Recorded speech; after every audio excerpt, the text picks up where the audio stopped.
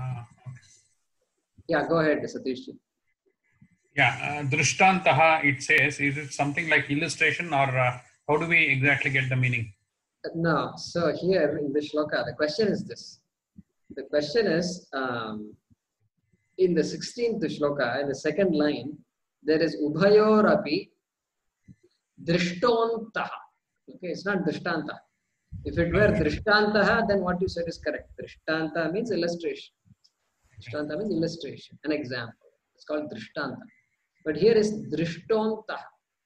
Okay. So Drishtontaha really is two words. Drishtaha and Antaha. Drishtaha and Antaha.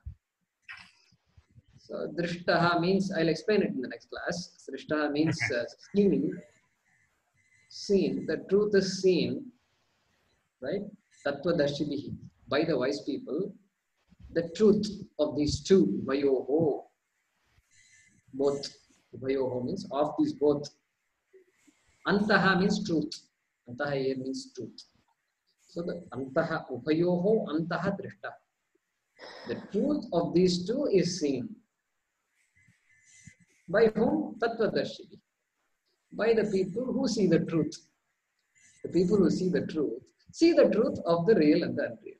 That is how it is said. Okay. So that is called Drishtaha Antaha.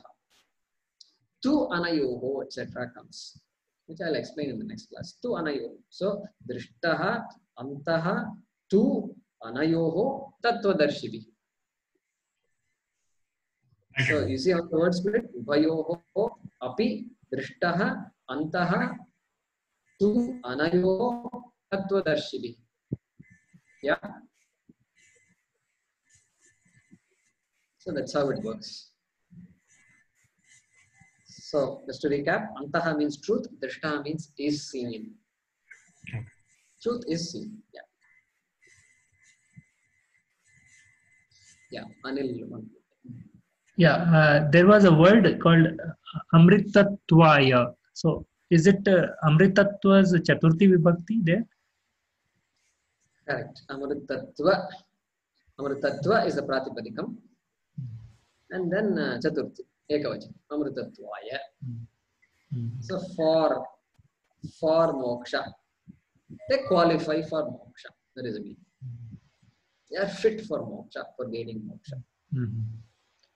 So another thing, the word we have been using, bhavaha and vidyate. So vidyate is like exists. So bhava is also existent. Like so, so why are there two existences there? Yeah, there are two existences because we have to use two existences. So that's why they use one word for one existence, another word for another existence. Okay, so vidyate. Oh, it's like existence of Sat exists. Correct. There is existence only for Sat. How do you say that? Is. How do you say is? Asti. Vidyate also says asti. So you can say na asti also you can say. You can say asti also instead of vidyate. Correct? Nastatva asti bhava. Asti also works. So bhavaha asataha bhavaha na asti. Na asti. Na vidyate. Same thing. Asti also is correct. So bhava is the word like abhava in Hindi. Abhava comes from absence. Okay, so it's like bhava is the presence. Bhava is presence. Correct. Okay. Abhava means absent. Yeah, non-existent, absent. Correct. And we will see more. This discussion is not over. I don't want to go into a lot of detail now. But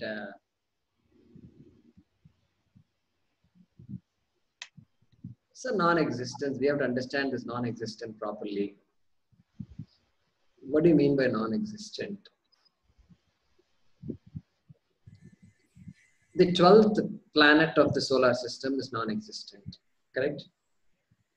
Because we have only what, 9 or 10 planets? I don't know, 10 I think. One of my students corrected me. No, until it's not 9 planets. It's some other number they quoted. So 8 planets, huh? No. Just 8? Pluto has been considered as not a planet. Oh, Rahu Pluto. Ketu. I can't stop one whole day today trying to explain to my daughter why Pluto is not a planet. So I can tell you for sure it is only 8 planets. Actually, even scientists have been oscillating. Sometimes they say it is 9, sometimes they say it is 8. They are not like finalized on that also. I thought the final conference decided that Pluto is not a planet, so they kicked out. It's not a planet.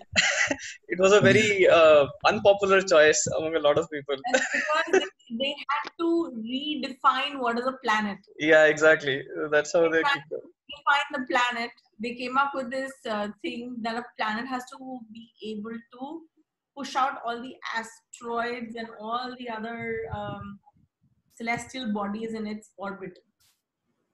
Whereas Pluto is concerned, there are still a few more objects much larger in size in its belt. So it's been pushed off to a dwarf planet. Oh, so in Pluto's orbit, there are other objects which are larger than Pluto? Yes. Moons are supposedly. No, Ubis, because I forget the name, Ubis or something. There's something like that. because Pluto cuts the orbit of Neptune. That's why it is not considered a planet. Oh, Pluto cuts the orbit of Neptune. Then why is Neptune a planet? Neptune also cuts the orbit of Pluto. Neptune is larger, I guess. Oh, I see. Definitely Pluto is not a planet. Okay. See, that's what they have been redefining these definitions and been toggling around that planet, not planet, and all those things. If they do that, and if it's all the navgrahas correspond to a planet, then does that mean Vedas have defined that there are 9 planets? Our Navagragas don't correspond to the planets actually. So that 2 are Rahu Ketu are not considered as real planets. They are just access points. Our Navagragas just, Guruji will be able to say, they just correspond to heavenly bodies is what we call. They don't correspond to the actual planets. No, the story goes like this. It is a tail and head of the snake. Rahu forms the head and tail is the Ketu part. So there is some story regarding that Amruta Mantana or something. So where it was cut off, and so it goes to that point. So the shadow planet, it doesn't actually exist. Yeah, shadow, yeah. So this discussion actually tells us something. What does it say? We started studying saying there are 9 planets. There is a solar system, then there are 9 planets, etc. So is that Satyam or what? That science that we studied, let's say we all studied that some years ago in school, we studied, okay, decades ago. Is that Satyam or not? Huh? Satyam. No, it's not. When It's we studied it, it was Satyam, no doubt. changing. It's changing.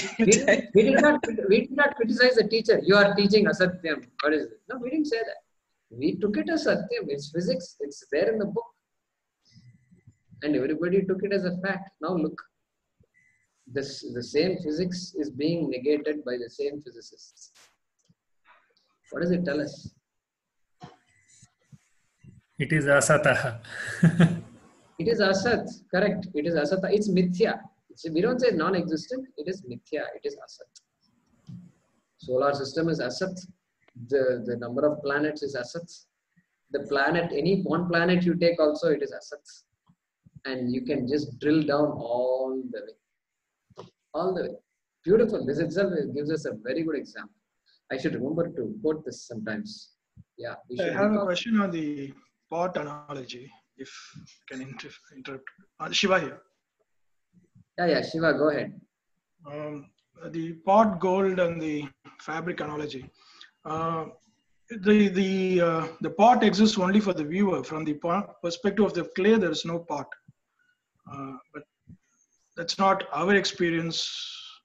We feel like the pot. We what like the pot?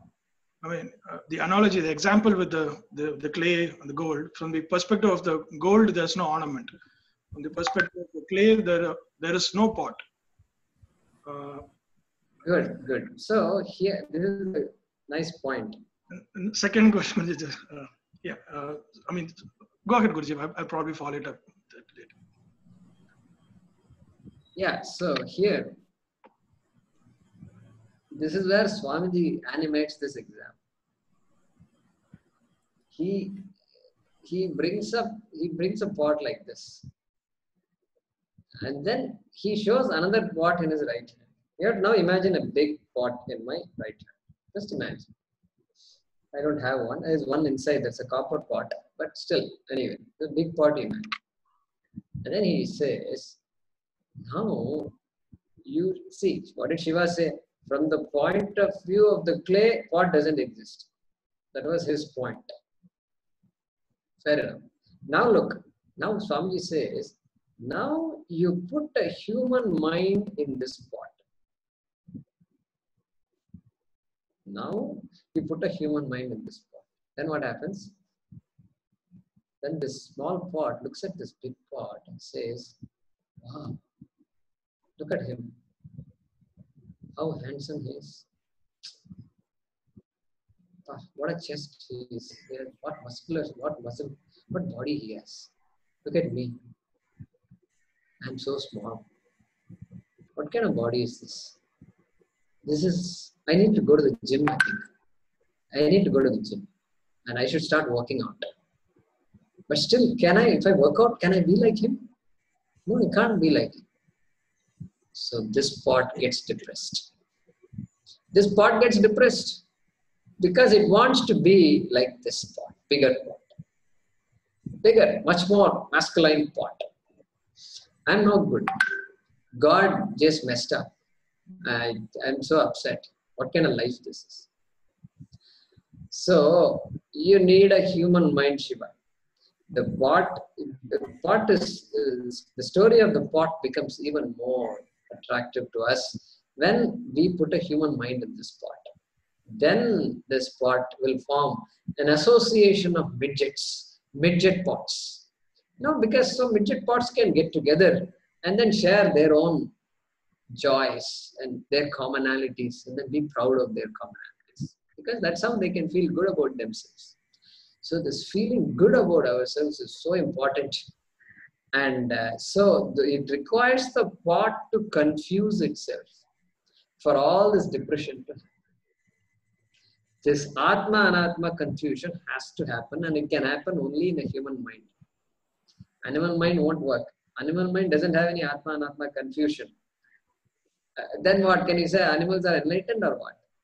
No. They're not enlightened. They don't have the ability to appreciate all this. They lead instinctual lives. So there is no question of self-judgment. Self-judgment is a problem here. And so I am only so much. And I compare myself to everybody else. And then I finish myself. We don't need any COVID virus and all these things to finish ourselves. We just need ourselves. And we just have to compare ourselves with everybody in this world. That's all we need. We will get finished. And so anyway, I won't go too much with that. But you need a human mind. And otherwise, yeah, the clay is fine, the pot is fine, and everybody is fine. Jay Kumar, can I ask a question, please? Okay. All right, Shiva. We will take up your question later, okay? Yes, Guruji. Thank you. So can I summarize in my mind as mithya as non-existence and is equal to abhava, and satya is existence and equal to bhava? So your question is, can I call the mind as non-existent? Use the word mind, correct? No. Okay, I said mithya is non-existence and it is abhava. Okay. And satya is existence and it is bhava. Correct. Though if you can use those words, Okay. you can use the word mithya for asat, and you can even sometimes the word maya also is used for asat.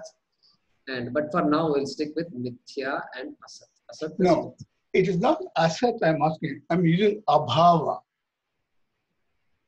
Yeah, abhava, literal meaning of abhava is non-existent. Asat, okay. Non-existent. Okay. So he says there can be no non-existence for Sat, Correct. Okay. which is important to know, because we can't say it's obvious, because the observation is I take everything to be Sat until it goes away, and then I get upset. Correct? I take my laptop to be Sat. That is why I have a problem. When the laptop gives me a blue screen, I have a problem. And my heart sinks. And I say, I complain. I jump up and down, I snap it, nothing happens. And then I get upset and I get depressed. So because I took this laptop as Sat. Correct? So if I take it as Asat, then I am objective, and I'm saying laptop will behave like that. If it has a disk, then the disk has the ability to crash. If it has a screen, then the screen has the potential to break. If I lift the laptop, then it is possible for the laptop to slip from my hand. These are all realities. And so that is there. And of course, Asat means, since it's all form, Nama Rupa. So this is more Nama Rupa. If I say the laptop is just Nama Rupa, it has no real existence. Because its existence depends on so many things. There's really no object corresponding to laptop. You can't point to an object and say, this is laptop. If you do that, then the screen will hit me and say, wait a minute, I am screen. The keys will say, I am key K, I am key I, I am key J, I am key H. Each key will complain, and the mouse pad will complain. The camera says, I am camera. And all of them have their own identity. And what identity does the laptop have? Nothing. Laptop has no identity at all. Because the video has not given its identity. Video camera has not given its identity to the laptop. It says, I am a video camera.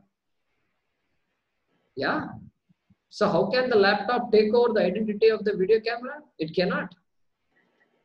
Therefore, the laptop must be happy just depending on so many things. And I have a name called laptop. Let me enjoy the name as long as it lasts. This is Sharanagati Buddhi, this is Prasada Buddhi. And this will lead to Jnana.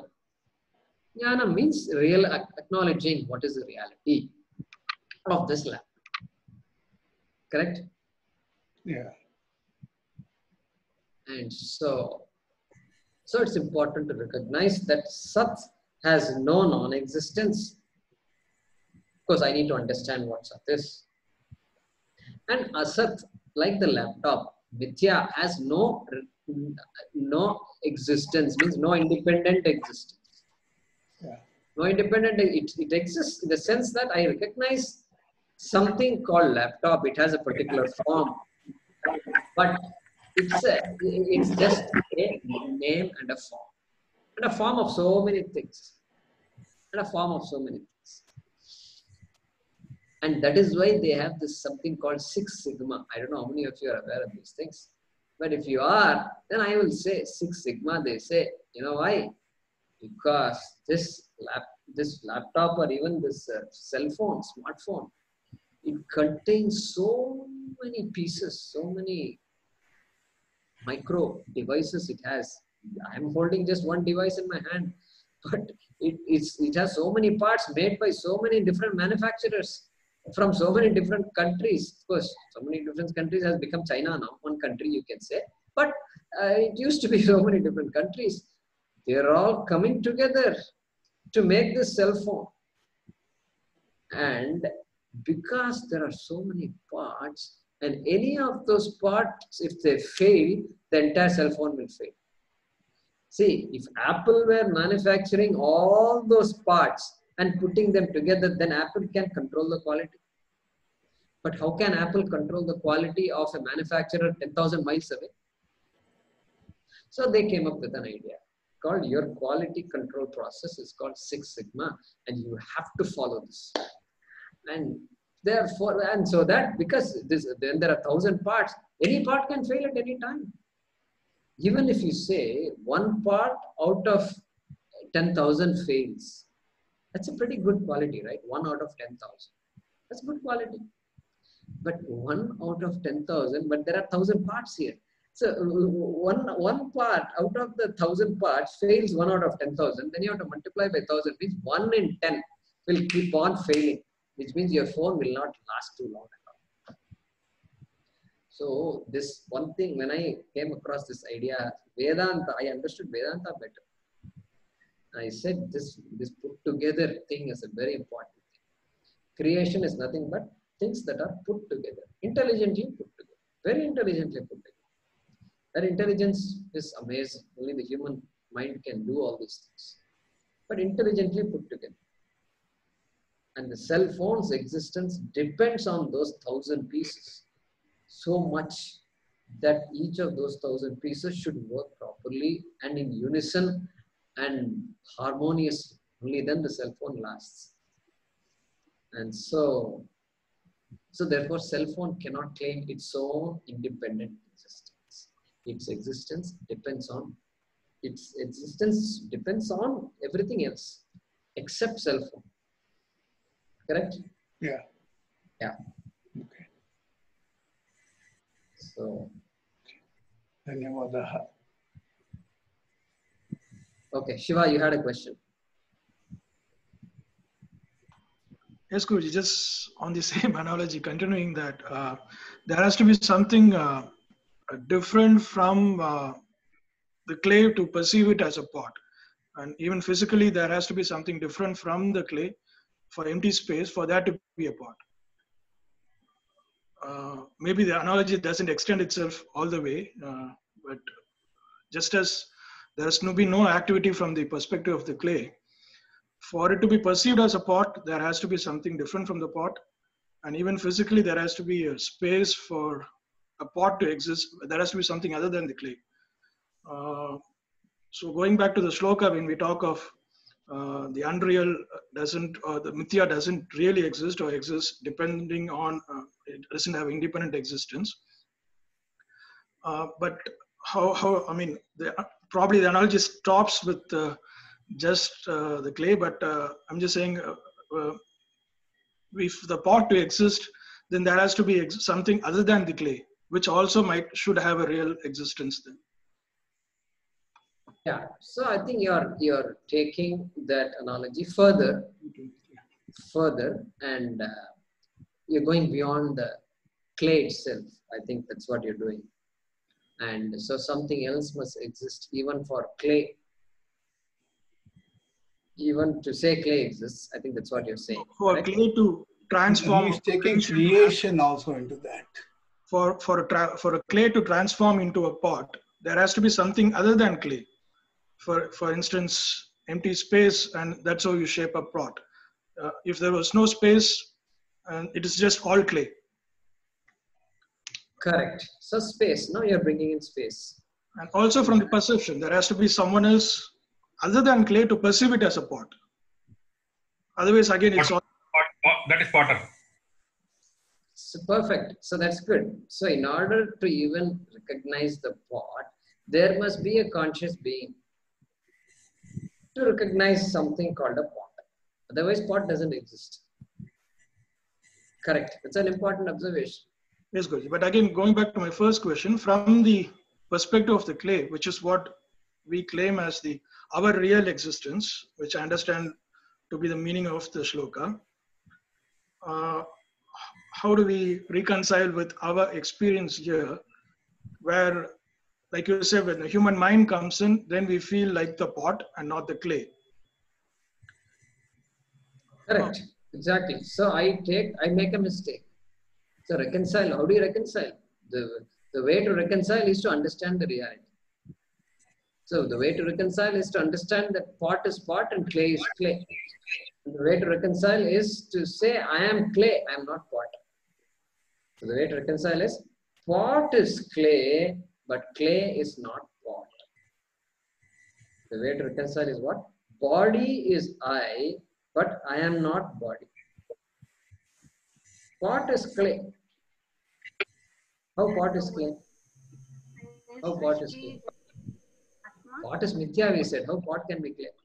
Hey, pot is clay because tell me any part of the pot which is not clay.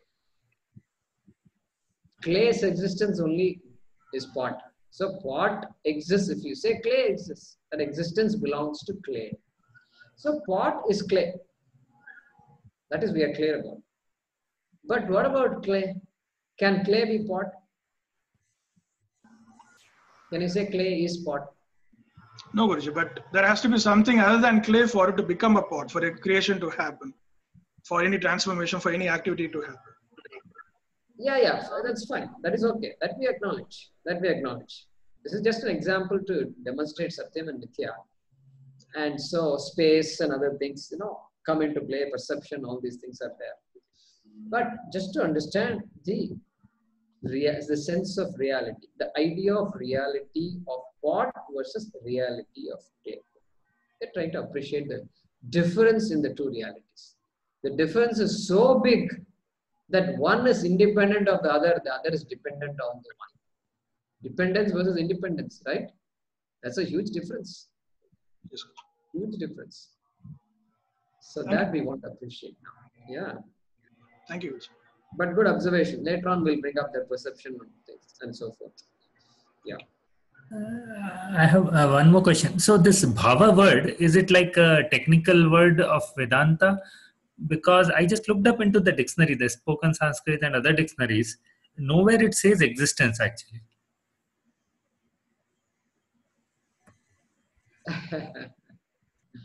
So bhavaha, bhavaha, it may say nature, uska swabhav, bhav, aisa hai, they may say nature and things like that. It says attitude, emotion, manner, intuition, thing, sentiment, situation. Yeah. So none of that applies here. That's all. That is why using a dictionary and I'm going to figure out the Gita by myself generally won't work. Pardon? Using a dictionary and then saying I'm going to use a dictionary and I'm going to figure out the Bhagavad Gita. It won't work. You have just given an example why it doesn't work. Because you said so many words and one of those words may be the meaning of bhavaha here. How do you know which one word? So we can't. It's very difficult to say. No, but in the whole list, none of them fit into existence. That's what the problem is. Yeah, bhavaha. So ganja, bhu is to be. In fact, bhava, the existence meaning is the most fundamental meaning of bhava. After that only attitude and all comes. Attitude is sustained by existence. Then only, after existence only bhava, attitude and all that comes. So it's amazing. Because bhu, dhatu is bhu. Bhu means in the sense of being. Bhu sattayam. Sanskrit mein bhu ka arth kya hai? Satta. Panini says sattayam. In the sense of existence. That is the meaning of bhu. But So bhava is not kriya pada, right? So how do we get a dhatu? It should have a pratipadikam rather, right? Yeah, every pratipadikam comes from a dhatu also. So bhu and then bhu plus another pratyaya, ganj pratyaya is there. Then that ganj bhu plus ganj will become bhava. Like that it goes. So there is some vriddhi and all that happens and so forth. So you see how it goes. You see how it all. In fact, if you learn Sanskrit, you will understand Vedanta better. Because the entire world of words, sentences is all words. All words are nothing but pratipadikams. All pratipadikams are nothing but dhatus. And dhatus are only 2,100. That's it. 2,200 dhatus. The entire language is just distilled to 2,200 dhatus. That is Satyam, so-called Satyam. Everything else is mithya. Word is mithya. Sentence is mithya. Paragraph is mithya. Prose is mithya. Poetry is mithya. Is it not? So even if your attitude is mithya, then what is Satyam? Hey, this bhu sattayam in the sense of existence is Satyam. Very interesting. I never thought like this. And now it's coming. This discussion is bringing that out. Bhu sattayam. So Panini gives a meaning to every dhatu. And so the way he gives the meaning is very interesting. To be, he doesn't say to be. Bhu Sattayam. Sattayam is in the sense of existence. He leaves it like that. He doesn't give an absolute meaning to the dhatu. He says use this dhatu whenever you want to express something to do with existence. Okay, and leaves it at that. Okay, dukrinj karane. You know this kri dhatu, kriya, karma. We use all this word. This kri dhatu is there. And what is the meaning of kri dhatu? Dukrinj. Kri is actually dukrinj, and then do falls off and all that. So kri dhatu karane. In the sense of things getting done. In the sense of action. That's all. He leaves it at that. And now you can use this kri dhatu wherever you want to talk about action and result and things like that. So that's how this whole language builds upon itself on these dhatus. Very fascinating.